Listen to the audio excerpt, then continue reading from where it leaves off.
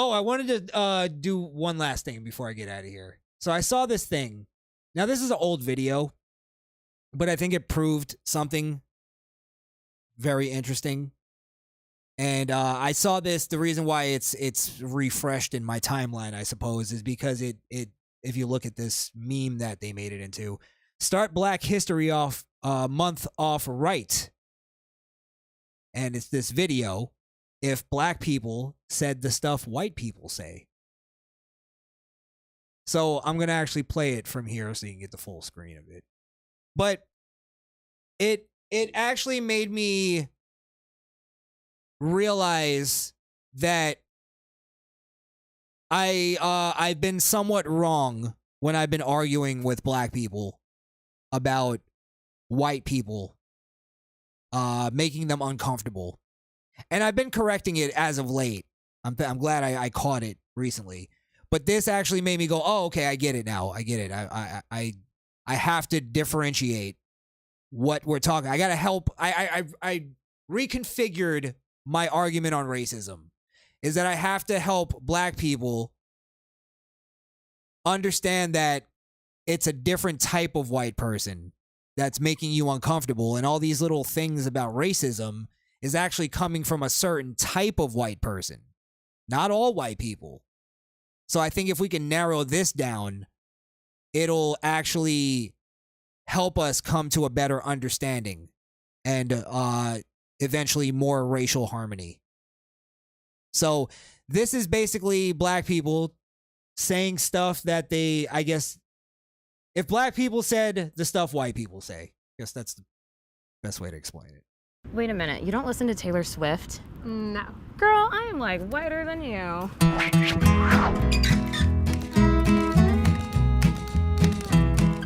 Was it hard to grow up in the suburbs? It must have been really boring with no police activity or anything. Your hair is amazing. You know, it's kind of like my golden retriever. It's so limp and lifeless. Like, how do you do that? Oh, wow. Your name is so easy to spell and pronounce. Was it like really easy to get a job? Check out these photos of me volunteering at an orphanage in Europe. Cool. Those little white boys and girls, they were so inspiring. Oh, wow. Now, I'm not sure if you guys are catching this, all my my faithful viewers in here, but they're doing an impression of what white people do that offends black people.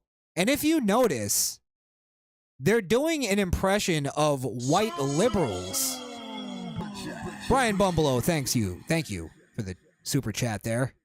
We appreciate it. But yeah, if you notice, they're doing an impression of white liberals.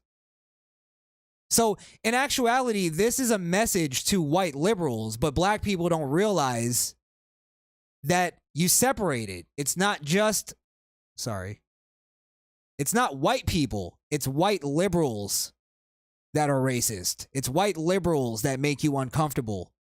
It's white liberals that offend you. It's not us. No, you don't sound like a dumb hick at all. That's so cool. You are so pretty for a white girl. It's really sad when Romney lost, huh? Good old Mitt. Couldn't do it. Could not do it. You are dating a white... See, I would assume that would be the equivalent would be a white liberal going, man, whatever black candidate. He couldn't do it. Andrew Gilliam couldn't do it. I'm sorry, man. Oh, Obama, he couldn't do it, even though he did, but I'm just giving you an example here. So, if you notice in the skit, they do it as if he's talking to, literally talking to a Republican by saying Mitt Romney couldn't do it. Man. So they think they're talking to Republicans and conservatives, but in reality, a person who would go up to a black person and go, damn, Obama couldn't do it, huh? I'm sorry, bro. I'm sorry. That's a liberal. Because us, we go, thank God. Thank God Andrew Gilliam didn't win. So they're actually not offended by us. They just don't get it. It's a problem that black people have, is that they don't understand that there's different types of white people. And I've been having this argument my whole life, trying to explain this to black people. And I didn't realize it was the key. It was the key. I have to zero in on this.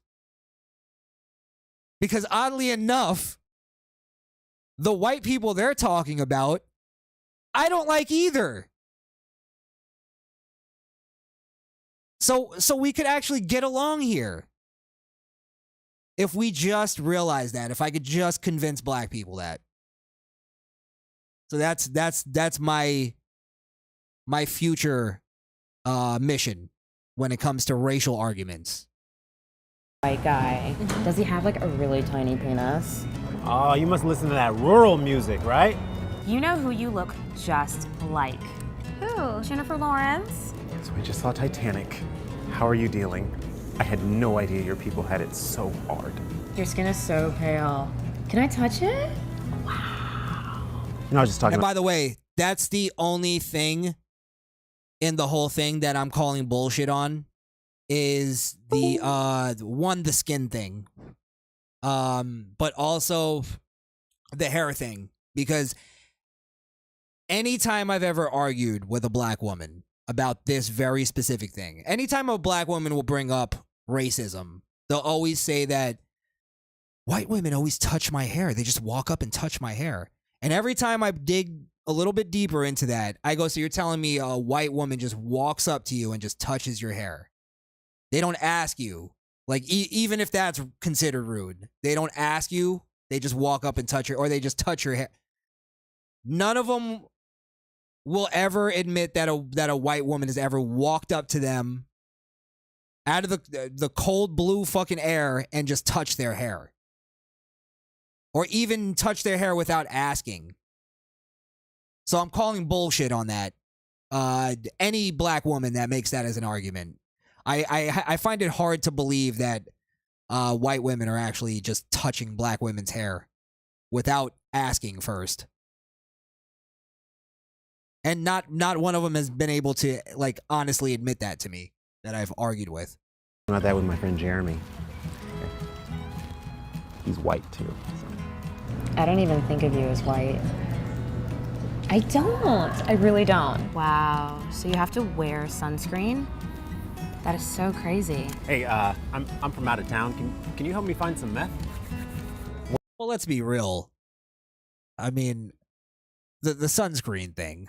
Come on.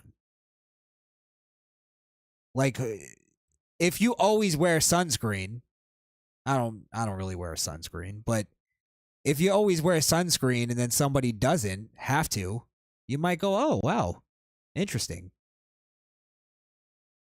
Like, is that really offensive? Is any of this really offensive?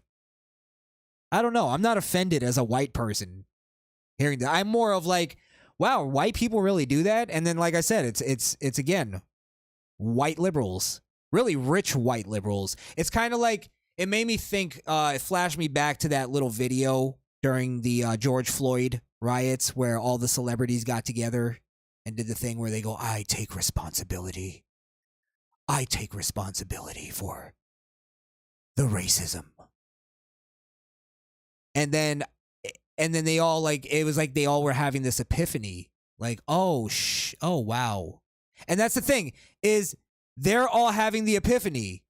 Like, I for a second thought that they were just like trying to say that like that we should take responsibility, but in reality, they were racists and they didn't really know that everything they were doing was offending black people. So they thought, oh well, since we're the elitist and we know everything, and we live our lives better than everybody, then everybody else must be doing this to black people too.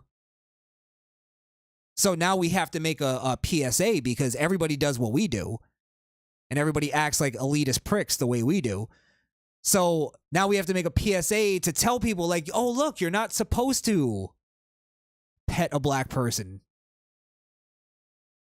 You know? You're not supposed to assume every black person is from the hood.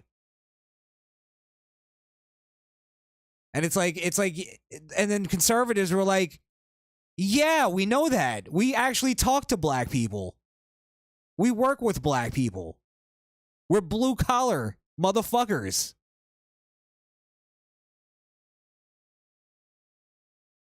So, yeah, again, liberals, you're making black people uncomfortable. You're making them uncomfortable and you're being racists. Stop it. Thanks for taking responsibility.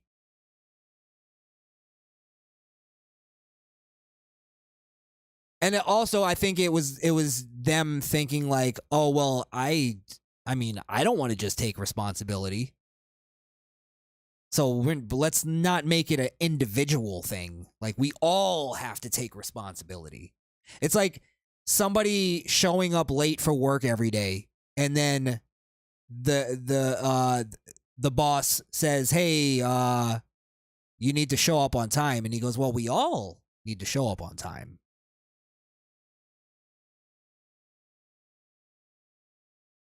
So, yeah, again, stop making black people uncomfortable, liberals. Your wokeness and your liberal horseshit is causing a divide in this country. A racial divide. What do you mean you don't listen to Macklemore? You're white. I've always heard that white girls are And very liberal. Only liberals that I know of listen to Macklemore. The conservatives that I know listen to conservative Macklemore, which is Tom McDonald.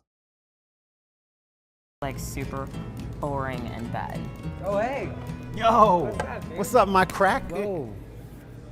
Oh, no, man, it's cool. You know, I can say it. My girlfriend's white. Yeah, not cool, man. Again, just doesn't, it's not even offensive. It's actually, what's up, my cracker is actually like kind of saying, hey, my slave driver. It just doesn't work. Doesn't work.